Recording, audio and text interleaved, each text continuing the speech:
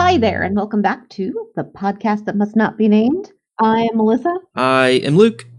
and you have stumbled upon our 5-chap recap for The Goblet of Fire. In this particular episode, we are going to discuss chapter number 26, The Second Task, chapter number 27, Padfoot Returns, chapter 28, The Madness of Mr. Crouch, 29, The Dream, and 30, The Pensive. So let's go ahead and find out what just happened.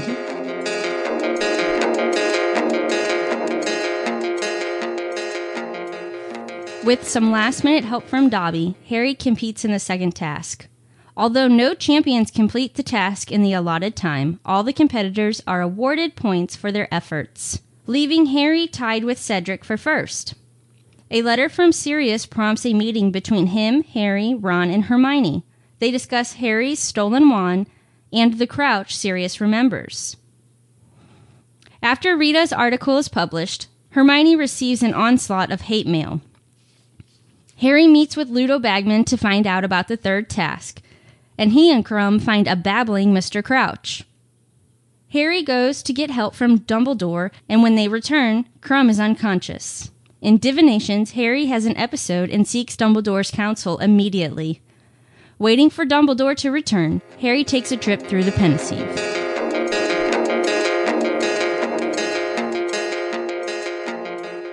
Ladies and gentlemen, your favorite guest is back. Welcome back, Riley, our first-time reader. Hey, I'm here. You're here. Yep. You're excited. Yes, this is a good section. It was a great section. It was long. It was like 125 pages or something. So a lot to get through, but a lot happens. Definitely. All right. So overall, let's just jump right in. We're talking about chapters 26, 27, 28, 29, and 30. All the way. We're starting at the second task and going all the way to the Pensieve. Overall thoughts. What were your big takeaways from this big section of chapter? Kind of what you said. A lot happened. We got to see a lot into different characters more that we haven't gotten to see a lot. We got a lot of backstory towards the end with, some of the relationships of the old characters from the memories. We learn a lot more about kind of the political side of the wizarding world that's going on with the Mr. Crouch stuff and his kind of motivation and the way that he organized his cabinet or whatever, or his rule, through the Voldemort stuff that was going on. So, and then Harry does a lot too. He does a task. He's learning more about the mystery that's going on right now. So it's a really good section. A lot happened. Awesome. So let's kick it off. Let's just start talking about that second task, right? Yeah. So there's a lake. Tell me kind of what were you thinking about Harry having to almost missing it and then getting into the task? Yeah, it was a weird start to the task because he had no help, he had no option, which was crazy. And then I guess Dobby does something good for once, which is awesome. He brings some gillyweed, which is interesting. We never really got a payoff. I mean, they talked a little bit, but we never really got a payoff to how Dobby got there, or why Dobby did that, or how he figured it out. He just kind of says that, "Oh, I figured it out for you," right? So I'm interested to see really how that was able to happen. If somebody helped Dobby do that and instructed him, or Dobby's just actually cool and smart. Dobby is cool. Really? I don't know. Not even a little. Okay, so I will tell you this particular chapter, Luke was not available when we did this chapter, so it was Abby and I, and she went on about see, Riley, look at how great Dobby is. You gotta love Dobby now. He saved the day. There was a whole rant about her waiting for you. She had a couple rants, in all honesty. No, that was the positive rant she did in that chapter. I'll did it that way. Okay. But I mean, yeah, he does something good, but it's one thing. I don't know. And he's still annoying. So he's got a ways to go. But I thought the task was cool, getting to see underneath the lake. And you never think about, I don't know, I haven't really been thinking about what's underneath the lake. It's just a lake. But it's cool that there is probably a whole ecosystem obviously down there of magical creatures as well. I'm interested to find out more about the Grindylows. I think they sound cool. A water demon. So I don't know what other demons there are or other creatures like it, but I think that's interesting. And then the gillyweed itself was a pretty cool, like little magic thing. It turned him into a fish for a little bit, which was awesome. And then Harry doing the right thing at the task, saving everybody else, and then finding out later that you weren't really going to lose him forever, but it was just like to make the task seem more crazy. And so, I don't know, I think that was cool that they still awarded him a lot of points and he's still tied going into the third task. I think it's interesting that you said Harry doing the right thing. Why do you consider it the right thing? Well, I mean, that's definitely like the traditional Gryffindor, like lead with your heart kind of thing, right? Where he's not thinking of himself or like thinking about the task, but he just wants to make sure that all of the participants are okay, or all of the participants' goals are all right. So I don't know. I don't know if that's what I would do. Probably not, but especially if I was there first, because I would imagine other people would be behind me and I'd be happy about it. But I don't know. I think it's interesting. It shows a lot about Harry's character, which we've known has been a good thing for a while, but it's just another piece of evidence. Any other thoughts about the task before we jump to the next chapter? No, not too much. I think it's interesting that of the people that were in the task, like you have Cho, Hermione, and Ron, and then also Flora's sister. It's interesting that Ron was deemed the most important to Harry. I mean, obviously they're best friends, and Hermione's probably right up there too. But it's interesting that Harry had a connection with like majority of the people there, and the one that he ends up actually putting in the extra work to have to save is the one that he doesn't know at all, and Ron. So I thought that was interesting. Okay. Do you think it was fair that he had multiple people down there that he knew? I mean, no, I don't think so, because he had a strong connection with 3 of those characters, right? So, like, how could you justify? What if he went down there and he was like, what if he didn't know that they had taken Ron for him, right? What if he like grabbed Hermione, and then Crumb got there and was like, who do I grab? So I think it was a little shady, but what am I supposed to do? Grab the orange-haired boy? Yeah. Just save any random person who happens to be sitting there? They didn't take my Wheezy. All right, so the task ends. Harry gets points, yada, yada, yada. People like him for having morals, whatever. Then we jump to chapter 27, which is called Padfoot Returns. Yep. Right? And this is the one that we get Rita Skeeter's love story triangle of Hermione printed.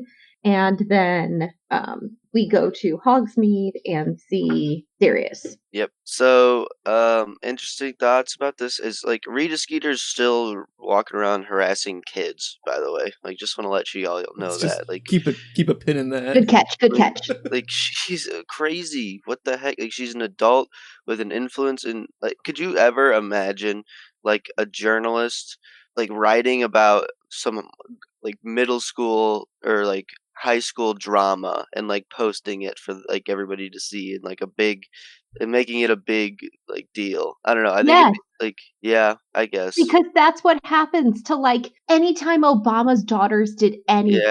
Yeah, right? That's very true. Because they're famous and they're, Barack Obama's daughters, and let's see what she wore to prom, and oh my goodness, so and so's drinking. Whatever shall we do? And think about like Prince William and Prince Harry and how they grew up and every single thing they did.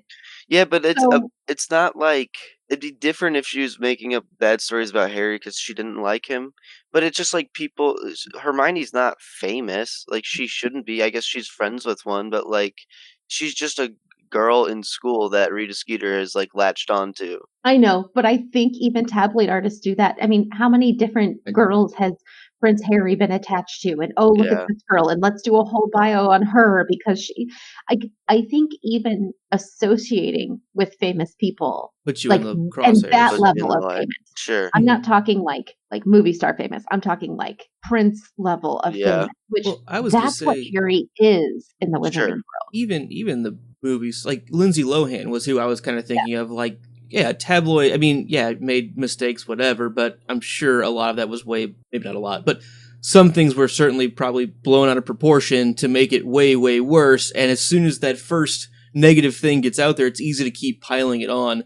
And regardless of her personal sanity and, any fairness to that individual, and I'm not here to like defend Lindsay Lohan. That's just one person that I thought of that certainly went through a lot of tabloid. Same thing. Yeah. Right. Like, and I think, and this is my own slant, I think it is much more likely to happen to a female, whether she's the famous person or she's attached to the famous person, than it is a male, because of the double standard and some of the systematic sexism that exists in society today. Yeah, I totally agree with that. It is more likely, oh, here's a girl. It's got to be a relationship thing, right? It's got to be her trying to get, because God forbid there should be a girl who's a friend with a dude. Yeah, that makes sense. Do you think JK put this in here as like a commentary over that stuff happening? Do you think that's why like Rita Skeeter exists? I think she's very well versed in dealing and seeing how the media influences things, and I think that is a bit of a commentary. Yes, for sure. I think that's cool. But yeah, that's what I thought about Rita Skeeter. She's crazy. Truth.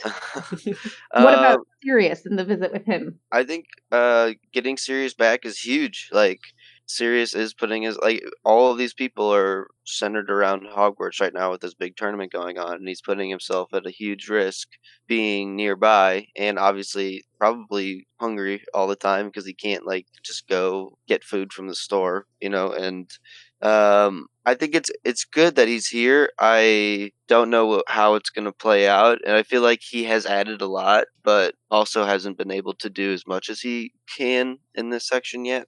But I think it's going to be a good thing. Other parts of this chapter that was interesting was we got to learn a little bit more about Crouch, Mr. Crouch, and his past, and the fact that he was like kind of an aggressive minister of magic and fought violence with violence. Well, and he wasn't exactly minister; he was on the path. Right, during the war or whatever with Voldemort.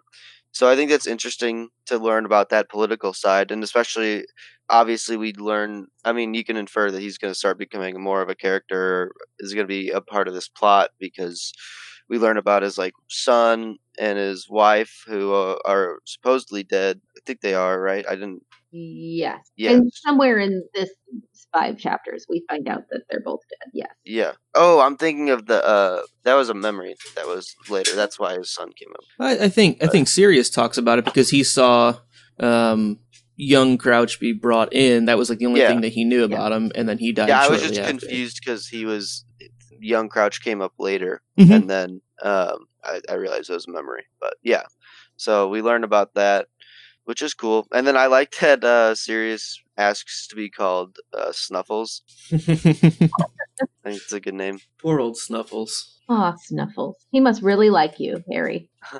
Oh, and Buckbeak's back. So that's Yay! cool. Do we like Buckbeak? I can't remember. Do you have a personal opinion one way or the other? I think it's a cool idea. I think it's a cool animal, and it seems, I mean, it has a connection, right, with the story.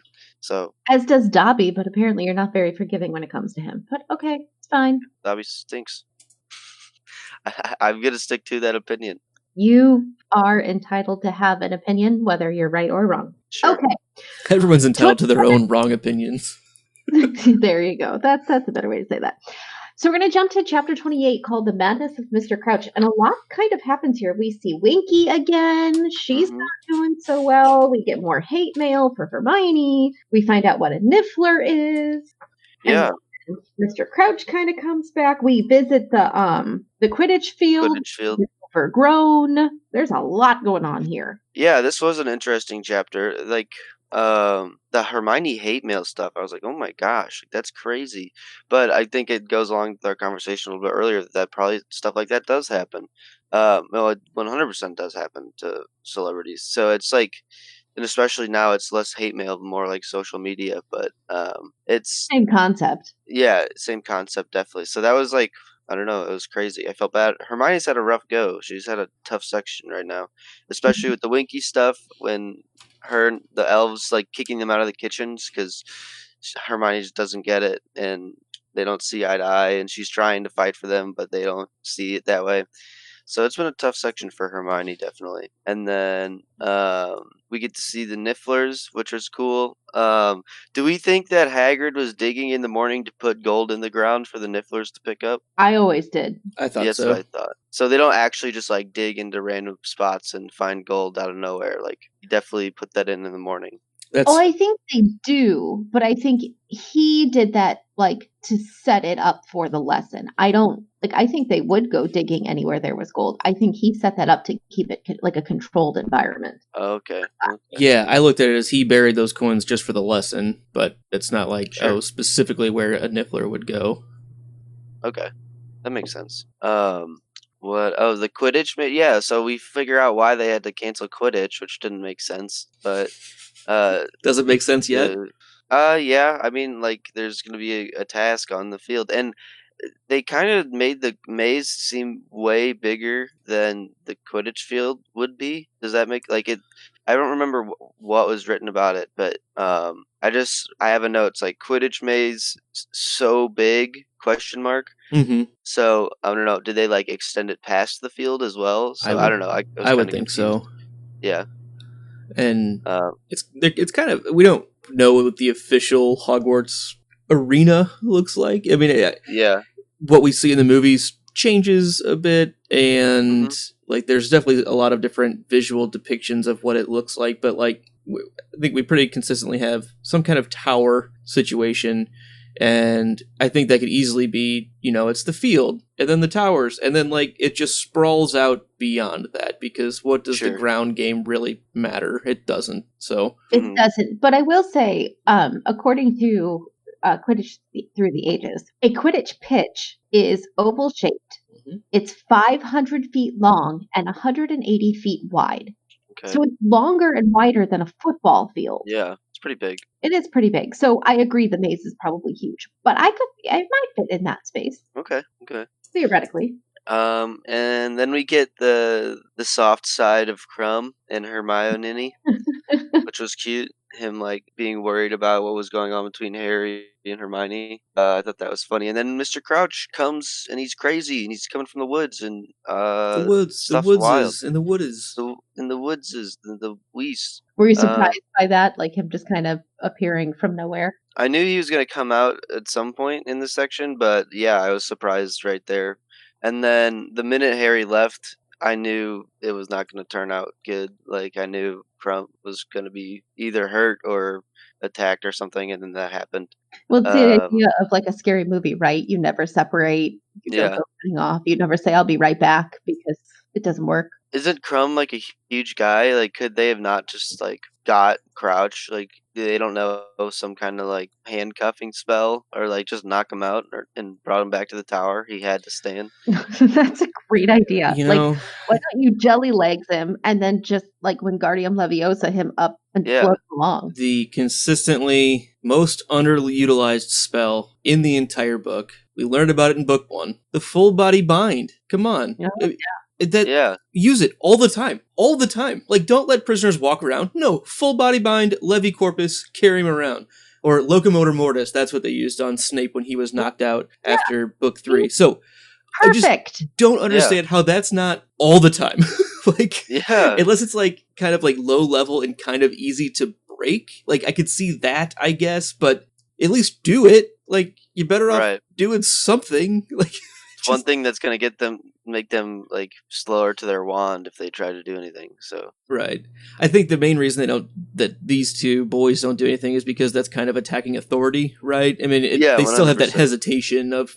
I agree with you. It would be the effective thing, but that's. I get it in this situation, but I definitely did think like, all right, are we going to use some magic to solve this situation?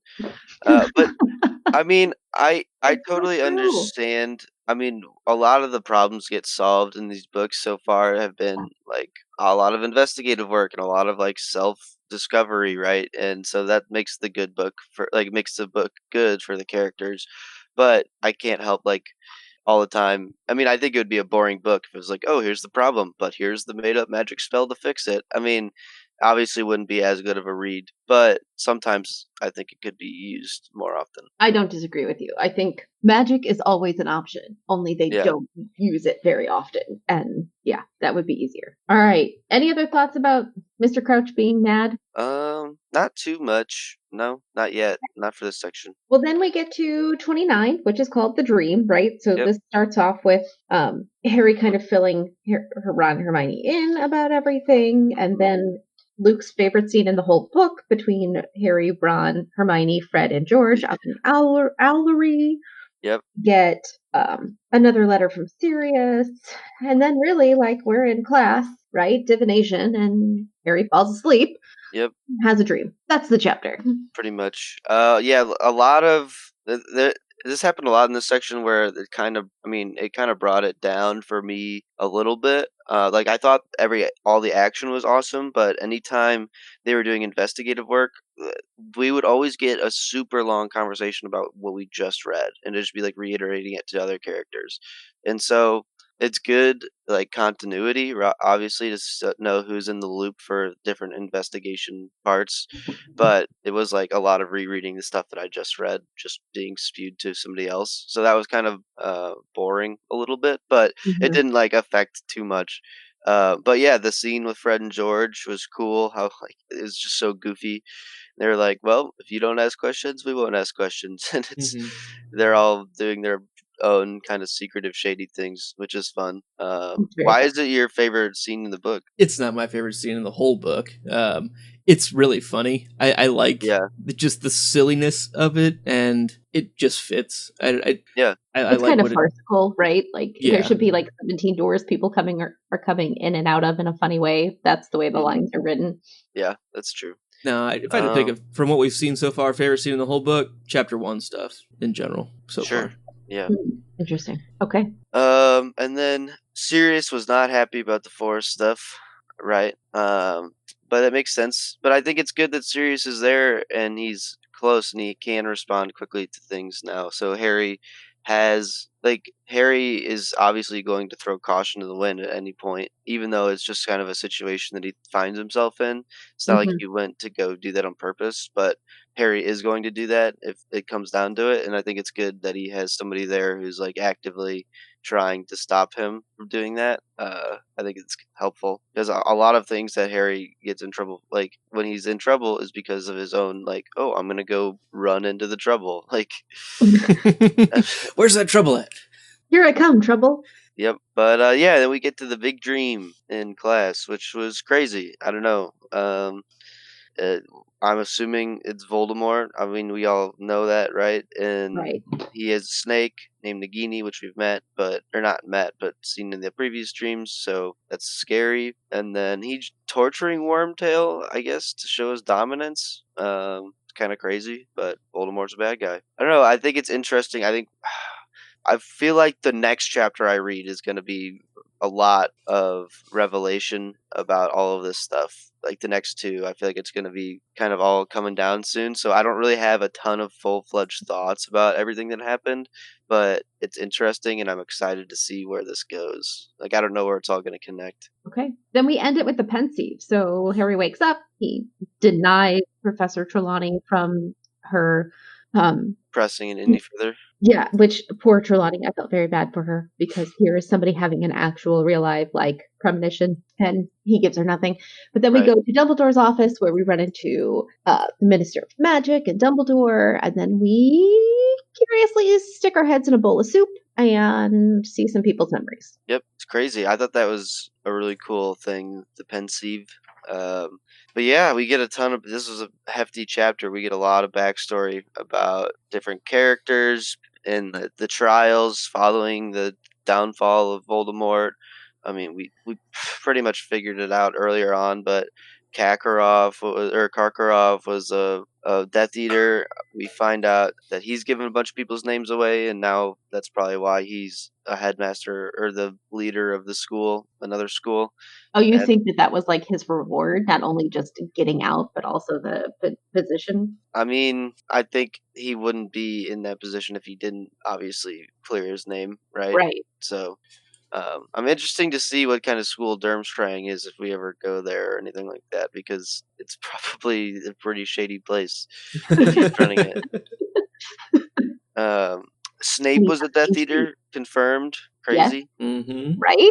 Was that a revelation for you at all, or? Kind of, but not really. Mm-hmm. Like we all knew it, but it was interesting to have somebody just blatantly say it right out. Mhm. Or Right, yeah, like we all knew it, but it has just been such a like down, like I don't know, on the DL. Like nobody talks about it. Nobody is worried about the fact that Snape's kind of sketchy or whatever. So, it wasn't. Yeah, like you said, Melissa, just the fact that somebody openly said that was crazy, and the fact that he's cleared by Albus Dumbledore, he's good. Like, oh, is that really all you need? Is Dumbledore Right. like there's 200 wizards in this room or whatever that have an opinion, but Dumbledore said he's cool, so Like, who do I need to pay off? Dumbledore. right. Dumbledore is the guy you have to pay off. Yep, it's funny. Period. But yeah, so we get that one, and then we go to the second trial with Mr. Crouch's son, which was crazy, and it kind of shows a little bit of that madness. I think like the madness of him coming out of the woods was a little bit of a foreshadowing of like his actual, like he's actually kind of crazy, right? He's He got his being like old Mr. Crouch, yeah, Mr. old Crouch. Crouch. Okay. I think it was like obviously what we saw in the woods was some kind of not stable Mr. Crouch that was probably not who he really was. He was under something, but I think that craziness was a little bit of a foreshadowing to like he actually is a little crazy, and he's gonna send his family to die because he's so set on power or whatever. So, and he almost becomes like Voldemort in a way because like the way Sirius talks about it earlier on is allowing aurors to like kill people instead of just and like using the curses, and so it just he went a little too far, right? So I think it's interesting that we're getting into that political talk. I think it's cool, and especially because we know people that like work for the ministry too. So like Percy is like so dedicated to it, but and loves assisting Mr. Crouch, but maybe he's a bad guy, you know. So it's an interesting like dynamic. Do you think that would set Percy down a path to put his political power and professional gain above his own family? Because that's kind of what it seemed like Crouch was doing. Yeah, I could see it. I don't think we know a lot about Percy's internal struggles yet, and like the way that he really feels about his whole family. Like we know a lot about how Ron, like, oh, I hate being poor. Like we got that line this section. Like we know that Ron probably would do something. And he's young because he doesn't understand everything. But in his emotional state, like if he had the opportunity, he probably would do something to get above what he believes his family is, right? And get out of that concept a little bit. So who knows if Percy has the same thing? He probably could be sent down that path. Okay. Any thoughts about the revelation that the Longbottoms were tortured? It's kind of indicative to Neville's character, right? He's such a timid guy and is not sure of himself, and I'm sure that like growing up, not that they were tortured when he was growing up, but just like having that happen to you would make you very unsure. So I think that's interesting. But I didn't have a lot of thoughts about it. I didn't like dive into it too deeply. I don't know. Okay. Luke, anything else before we jump into our next section? No. I think Riley hit on a lot of really good things. Did you touch much on Ludo Bagman being no. called in? Yeah, No. I forgot about that. Yeah, what'd you think of that? Does that stand out as being surprising, or? Yeah, but not really. I mean, yes, because who knows? Like, it's just crazy that all these people were involved in this one thing, right? But I think she does that a lot, where she introduces characters early on and gives you bits and pieces, and then they end up being a big part of the end plot. Mhm. So I expected, like, when people were starting to get thrown under the bus and shouted around, like, expected pretty much everybody that we met at the Quidditch place at the World Cup, like, to be put into that. But I definitely had kind of forgotten about Bagman at that point. So There it was was kind of also surprising. that line from Rita Skeeter about, I could tell you things about Ludo Bagman that would make your hair curl. So, Yeah. do you think this is, and I don't know if Melissa picked, because I know that was one of our burning questions. Hopefully she didn't pick that one for the overall section, but do you think this is what she was talking about? Or is there potentially something else? I think that's probably it. I mean, there could be something more. Now that we know that he is capable of like stuff like that, I mean, Who knows? He could be a crazy guy too. He could be At the this one. point, aren't they all? Yeah, he could be the one because he's taken such an interest in Harry. He could have been the one that pushed this whole thing along with his name in the cup. So at this point, it really could be anybody. All right. And on that note, we're going to jump to my favorite part of this section called Your 5 Burning Questions. Sure. All right, here we go. Question number 1. This comes from chapter 26, the second task. Which method of underwater breathing would you like to try the most? I think the gillyweed was cool, but I think it'd be kind of a weird sensation to get used to. And then the other two had the air bubbles, right? Yeah. And Crom used Shark transfiguration. head. yes. Yep. I think I'd probably go with the transfiguration. I think it'd be cool to turn into a fish for a while and then just be able to turn back. Okay. Yeah, that's like the actual best magic usage, which is the most effective. Would All right, you like Luke, to be a fish? you- Sorry. I will say, Luke, that was the episode you weren't on, so would you like to also offer your answer for that question? We Oh, haven't like you yet. for this task, I Or think just in general. in general, I think the gillyweed. I mean, I think that's a pretty cool thing, and clearly it was highly effective. I mean, not only did it make you breathe underwater, it made you swim incredibly well, and he didn't lose much tactile response, and he could still use his wand at least. So I don't know if there are really many downfalls on that, other than seems like it was completely timing based. Where like, okay, you're down there and you're literally stuck down there until it wears off. You need to be like perfectly timed to ready to surface when it runs out both ways, like unless like Right. if you went up out of water after being, because we know that he was like suffocating out of the water before he jumps in. So the bubblehead probably is the most practical, but I think it'd be the most fun to do the gillyweed.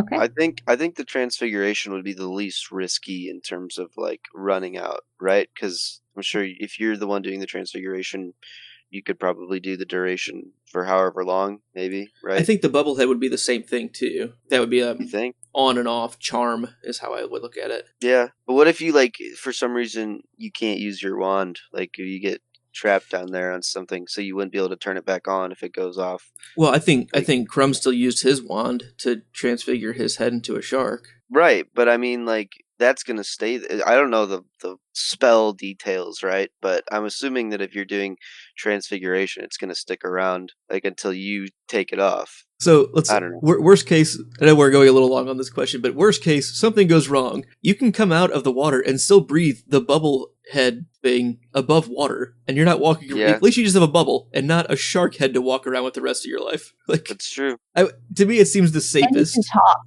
That's the other one. Like, Yeah. neither the gillyweed nor the shark allowed you to really communicate effectively, and you can in the bubblehead. Yeah. I think that's true. the safest. I think gillyweed would be the most fun for me. Okay. Okay. Are we ready for question 2? Nice job, team. Good job. Okay. Question 2. This comes from chapter 27. So this is repeating Hermione. Okay. How did Rita know about Victor inviting Hermione to visit him over the summer? I think it's got to be one of two things. Rita has like a Lord Varys from Game of Thrones, like little birds thing going on, where Excellent. she has got people, or she has some kind of magical like tracker / recorder on Hermione. Because she didn't just get that one conversation, but she had like a bunch of information. That was like the biggest shock to Hermione, but she had a bunch of different information on her from different instances. So I think if that Do you does think exist, Hermione is the like link among all the things that maybe it's something with her? yeah, I think like maybe there's like a little tracker stuck in her hair somewhere. I don't know. Like that would be the technological like way of doing it, but there's probably some magical tracker or like message. I mean, she has a quill that can write for her, right? So who's to say that she doesn't have another magical item to listen for her? Okay. All right. Question number 3 comes from chapter 28. Should we start worrying about Winky yet? Winky the house elf. And what kind of secrets are Winky keeping for Mr. Crouch? I think worrying. I think it's gonna. She could do something that would hurt the cause, I guess, but I don't think she's gonna do anything crazy. Unless, I mean, Or like maybe worrying about her because she's not doing so good. right. She isn't doing well. I mean, yeah, definitely. I think she's not in a good Mental state. mindset, I guess. Yeah, state of mind. And she did get caught with the wand in the beginning of the book, so maybe she was directed to do it from Mr. Crouch, and like this is all part of the plan. She has to suffer, and he knew that. I don't know. Maybe that we could be. That's a good question. I really don't know. I think the secrets are very applicable to the scenario going on, and I think they are gonna be about. I don't know if they're about like Crouch and what he did to his family, like if that's what she knows, or if there's more stuff that is bad. There Okay. probably is more stuff. Okay. Question number 4. This happens at the beginning of chapter 28. Chapter 29. So this is where Harry is filling Hermione and Ron in about what happened with Crouch. Sure. And if you remember back when Harry was trying to find Dumbledore, Snape got in his way because Snape's the worst. You're welcome, Luke. And so Ron suggests, hey, maybe Snape got down there before you did and did something. And Harry says, yeah, I don't think he would have had time for that unless he can turn into a bat or something and like fly down there. Yeah. My question for you is, what are the chances on Snape being able to turn into a bat? Would that technically make him an animagus, or is that like It a could. vampire thing? Yeah, It could. that's a great I mean, we also just saw Transfiguration that was non-animagus form with the shark Yeah. head, right? So there are other ways of doing it. The chances. I mean, we have found Snape in a lot of interesting situations, right? Where he's doing stuff sneakily and he's like walking around at night. But like I said, whenever we see him, he's always walking around at night. He's always walking through the corridors at night, right? So if he was doing, I mean, I guess most of the time he's doing like patrol or whatever when he's caught Harry or almost caught him when he's walking around through the hallways. But wouldn't he just like fly around all the time if he was? Like, wouldn't he do that all the time? We would never see him walking anywhere and he would just pop up. So I think it could, but I doubt it. Okay, I kind of agree with that. That's kind of my feelings on it. All right, last question. Ready? Yep. Would you have looked into the pensieve? Absolutely. Why is that? I'm just a nosy person, and I absolutely, once I realized what it was, would have like kept looking Okay. and like just keep seeing as much as I could. I don't know if I'm a nosy person. That's okay. We can forgive you for that. All right, now we're going to jump into your chapter superlatives. Sure. What was your favorite line? So my favorite line comes from page 525 when let me look it up. Sorry, I didn't have it ready because there's a little bit of backstory that comes with it. When they're talking to Sirius and he tells Hermione that she's got the measure of Crouch, or tells Ron that she's got the better Crouch than you have. Ron, and he says, if you want to know what a man's like, take a good look at how he treats his inferiors, not his equals. I just think that's a really strong line. Like, I mean, it's pretty telling about the kind of person somebody is if they like take the time to really make the people that are under them feel appreciated and like they're doing good work, like or like if it's like a manager at work, like in that light, or just I don't know. I think that line's just really good. It means a lot in weird ways to me, but I just really appreciated it. That's interesting you picked that one because that's one of those like big quotes that you see a lot Yeah, that come through. So I'm very glad you picked that one. it's a good line. All right. And finally, who was your section MVP? Oh boy, this one was really tough. There's not a lot of good evidence for anybody other than Harry. Harry does a lot, but he also doesn't do a lot, and so a lot of this chapter is other people doing stuff for Harry, and then him also like playing a role as well.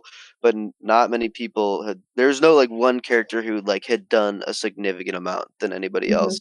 So I chose Sirius because he did come back to risk his life to be able and like risked his life to be able to be a part of the fray and be able to be a part of like aiding Harry. So Okay. I don't think he had really done that much yet, but I think that I've kind of hinted at it earlier, like it's going to start to play a big part pretty soon, if that makes sense. Okay. So I think just him like making the move to come and be close was like the biggest thing for Harry. I think that's a good choice. Luke, what do you think? I think it's a pretty good choice. Like you said, there's a lot of small scenes with a lot of different characters.